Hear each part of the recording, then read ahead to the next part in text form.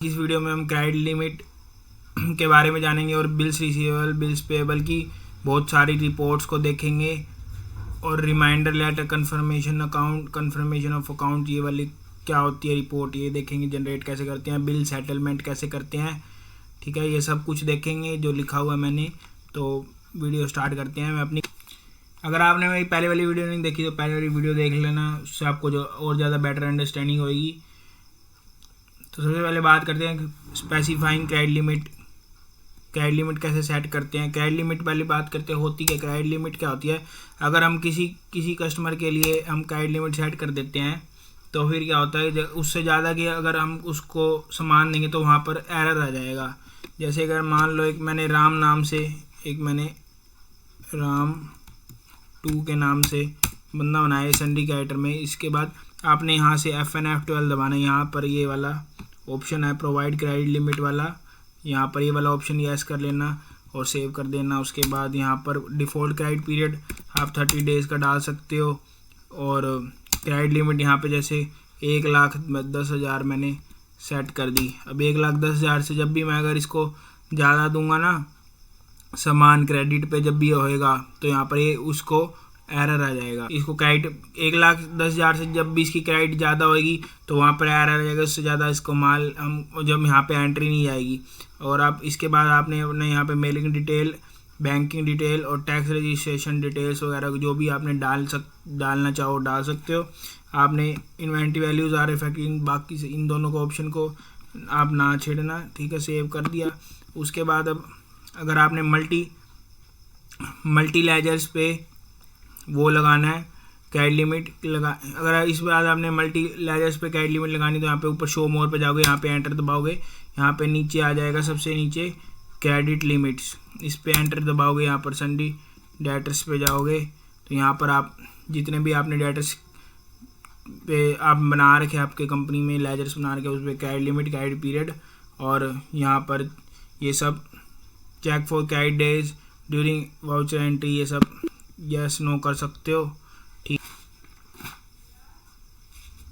अब बात करते हैं कि आपने सेल्स वाले वाउचर पे कैसे कर सकते हो एंट्री। जैसे अगर मैंने F8 पे चले गए, यहाँ से मैंने अपना राम 2 के नाम से जो बंदा बनाया था कस्टमर, उसके लेजर बनाया था, उसको यहाँ पर हम करेंगे। अब यहाँ पर मैंने सेल्स अकाउंट लिया और उसके बाद अगर मान लो मैं इसको कोई आइटम दे रहा हूँ, जैसे मान लो क्या था वो, कोई चीज़ ये दे देता, मान लो इसको कितने का है रेट, इसको देखने दो। इसका रेट नहीं पता मुझे रेट। जैसे ये मैंने सेलेक्ट करा, मैंने क्वांटिटी इसकी 100, तो ये 5,60,000 रुक जाओ 50 करता हूँ, 2,80,000 एक और कम करता हूँ। जैसे अब मैंने इसकी 1,10,000 रुपये की लिमिट बनाई थी, अब यहाँ पे 5,600 रुपये का रेट है, 25 नंबर क्वान्टिटी हो गई। अब मैं अगर इसको 1,40,000 का सामान दूंगा ना क्रेडिट पे, तो यहाँ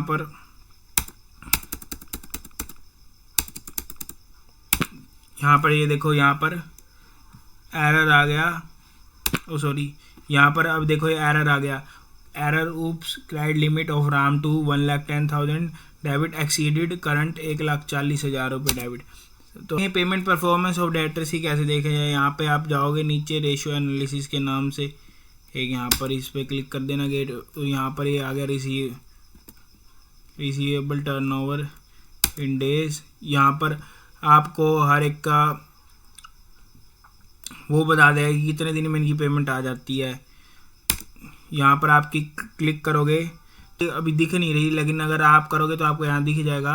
यहाँ पे cleared on number of days, due on number of days from due date, यहाँ पे सारी इन्फॉर्मेशन आ जाएगी और एवरेज परफॉर्मेंस नीचे दिख जाएगी आपको।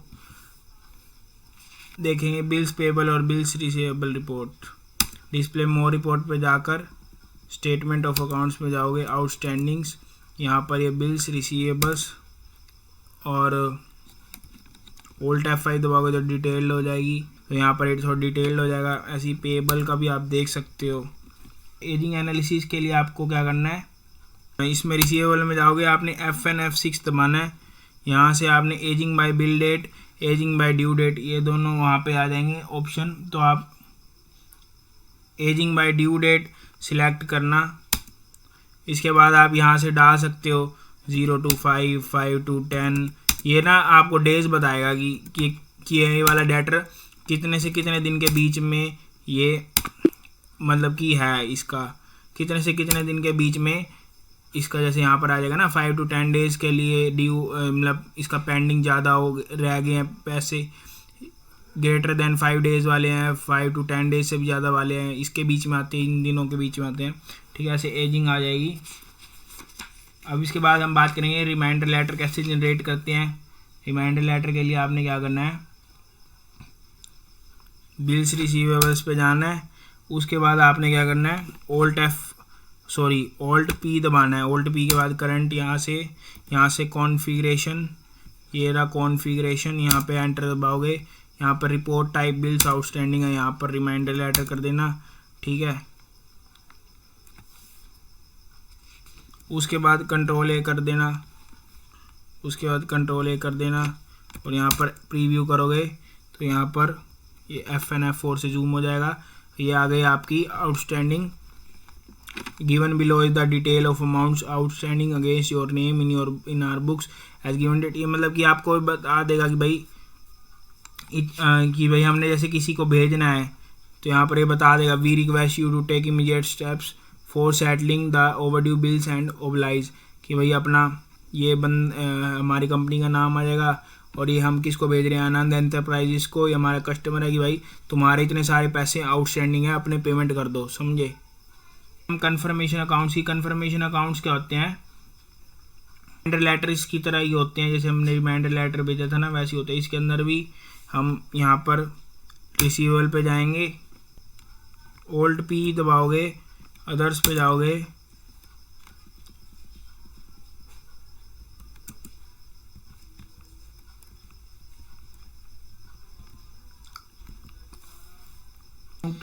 कन्फर्मेशन ऑफ अकाउंट अभी हो नहीं रहा, पता नहीं क्या दिक्कत आ गई, तो उसको अभी हो नहीं रहा। अगर जैसी कन्फर्मेशन अकाउंट्स का मेरे को पता चलेगा तो मैं आपको बताऊंगा। अभी फिर लास्ट टॉपिक देखते हैं अपना बिल सेटलमेंट का। बिल सेटलमेंट में क्या होता है, हम जैसे हमने सेटलमेंट करने अपने पेंडिंग बिल्स को, तो हम फिर वहाँ पे बिल रेफरेंस वगैरह अपना सारा डेट वगैरह डाल देंगे, कब कब हमारी ये आउटस्टैंडिंग क्लियर हुई है। ठीक है, जैसे कोई रिसिप्ट आई है तो हमने उसको क्लियर करना है, भाई अभी क्लियर हो चुका है मामला हमारा सारा। सबसे पहले आपने क्या करना है, आउटस्टैंडिंग्स पे जाएंगे, जैसे स्टेटमेंट ऑफ अकाउंट्स, यहाँ पर आउटस्टैंडिंग, यहाँ पर जाएंगे हम लेजर्स में। ठीक है, इसके बाद अपना जिससे भी हमारी पेमेंट आई है ना उसको हम सिलेक्ट कर लेंगे। मान लो ये आनंद एंटरप्राइजेस से हमारे को पेमेंट आई है। ठीक है, अब ये पेंडिंग अमाउंट है, अभी तो ये पेंडिंग अमाउंट है। अगर इससे पेमेंट आई होती तो हमने क्या करना है, कंट्रोल प्लस स्पेस बार दबाकर ऑल्ट बी दबाना है। ऑल्ट बी दबा के बाद हम यहाँ पर bill settlement for an amount ये है, जैसे कि इसका 1,15,690 जो बैलेंस था, हम यहाँ पर अगर करें इसको, अगर हम पेमेंट आगे हम यहाँ पर डाल सकते हैं अकाउंट क्या इसने हमारे को कैश या करंट में दिया है, नरेशन डाल के फिर हम सेव कर सकते हैं, ऐसे वो हो जाएगी। अगर मैं आपको ऐसे करके दिखा देता हूँ, यहाँ से ये एंट्री भी डाल सकते हो आप रिसिप्ट की, अगर इससे पैसे आ गए तो इंस्ट्रूमेंट डेट डाल सकते हो, यानी कि ठीक है, इंस्ट्रूमेंट नंबर डाल सकते हो।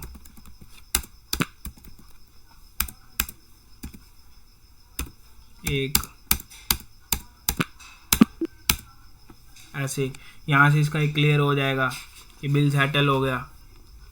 आज की आपने इस वीडियो में देखा क्रेडिट लिमिट स्पेसिफाई कैसे करते हैं इंडिविजुअल और मल्टी लेजर में, voucher based on credit limit. फिर मैंने आपको ये बताया कि रेशियो एनालिसिस में जाके जो उनका रिसीवेबल टर्नओवर डेज है वो कैसे देखना है। फिर BRBP को देखा, एजिंग एनालिसिस देखा, ये इंपॉर्टेंट है एजिंग एनालिसिस। फिर उसके बाद देखा reminder letter, confirmation of accounts का मेरे को अभी आ नहीं रहा, और लास्ट में देखा बिल सेटलमेंट, यानी कि जब हम किसी बिल की पेमेंट रिसीट आती है और हम उसको सेटलमेंट कैसे दिखाते हैं टैली में। ठीक है, ऐसी और वीडियो देखने के लिए मेरे चैनल को सब्सक्राइब करना, मेरी वीडियो पसंद आई हो लाइक कर देना। अब अगली वीडियो आएगी, अगली वीडियो में बनाऊंगा purchase and sale order management पे।